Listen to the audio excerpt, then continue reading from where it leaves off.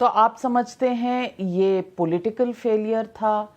आप समझते हैं इस पे जो तर्क वितर्क उस समय हुए और आज तक जो चले आ रहे हैं सत्ता पक्ष और विपक्ष में, वो सही हैं?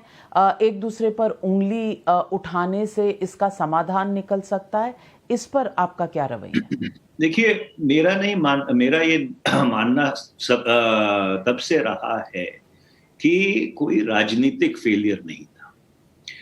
बुनियादी सवाल ये है, जो सवाल कारगिल रिव्यू कमेटी में भी उठाया गया था, कि इतनी बड़ी घुसपैठ के बारे में हमको पता कैसे नहीं चला।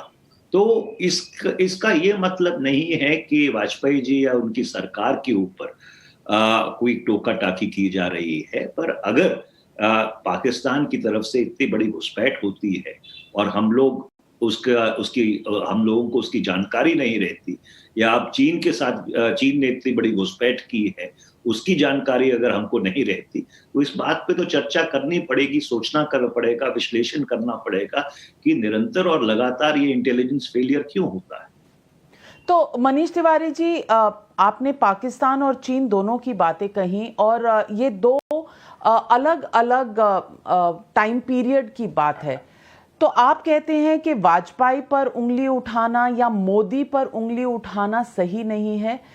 इशू ये है कि हम ये इशू रिजॉल्व कैसे करें, हम अपनी इंटेलिजेंस या कहें मॉनिटरिंग किस तरह बेहतर करें। क्या इस तरह की चर्चा सदन में नहीं होनी चाहिए, और क्या हर चीज तू तू मैं पर ही शुरू होती है और खत्म हो जाती है?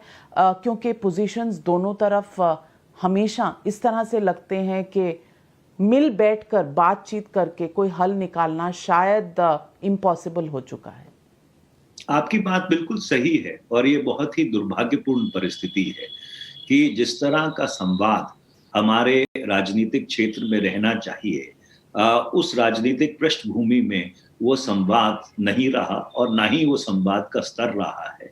और हर चीज एक तू मैं, तूने ये किया, मैंने ये किया, उससे उस तक सीमित रह जाती है। और इसीलिए वर्ष 2011 में मैंने एक निजी प्राइवेट मेंबर्स बिल संसद के सामने समक्ष रखा था, और आज बहुत ही सौभाग्यपूर्ण दिन है कि आज मैं उस बिल को फिर दोबारा से संसद के समक्ष रखने जा रहा हूं कि भारत का जो खुफिया तंत्र है उसको एक लीगल अमली जामा पहनाने की जरूरत है, और उसके ऊपर संसदीय ओवरसाइट की जरूरत है।